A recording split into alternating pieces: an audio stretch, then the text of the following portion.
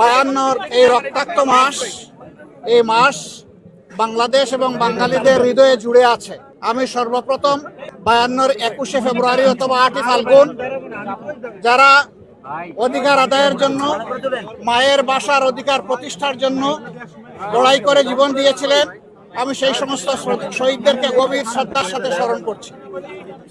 একই সাথে আমি 71-এ মুক্তিযুদ্ধে যারা শাহাদত বরণ করেছেন এবং লড়াই করেছেন তাদেরকেও গভীর শ্রদ্ধার সাথে স্মরণ করছি। তারই ধারাবাহিকতায় 24-এ স্বৈর শাসনের হাত থেকে, ফ্যাসিবাদ থেকে দেশকে মুক্ত করে বৈষম্যহীন একটি সমাজ গড়ার প্রত্যয় নিয়ে যারা লড়েছেন তাদেরকে আমি গভীর শ্রদ্ধার সাথে স্মরণ করছি।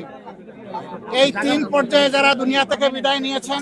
যমুনা ইলেকট্রনিক্স এর সুপার এক্সচেঞ্জ অফারে 1-এর ভিতর 3 পুরনো বদলে নতুন নিন। যমুনা ইলেকট্রনিক্স।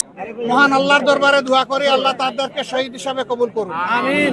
আহত হয়েছেন, ক্ষতবিক্ষত হয়েছেন, তাদের প্রতি সমবেদনা প্রকাশ করার পাশাপাশি আল্লাহর দরবারে দোয়া করি আল্লাহ তাদেরকে সুস্থতার নিয়ামত দান করুন। আমি এসেছিলাম বই মেলা দেখতে।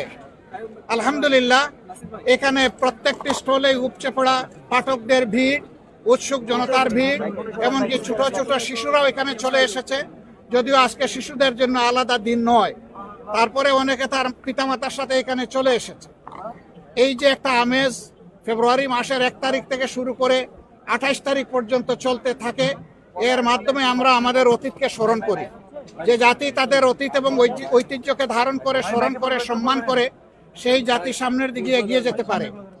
আমরা আশা করব যে এখানে যারা স্টল দিয়েছেন তারা পর্যাপ্ত বই পুস্তক রাখবেন এবং যারা পাঠক এবং এখান থেকে ক্রেতা যারা আসবেন তারা যেন তাদের চাহিদা মতো এখানে বইগুলা সংগ্রহ করতে পারেন।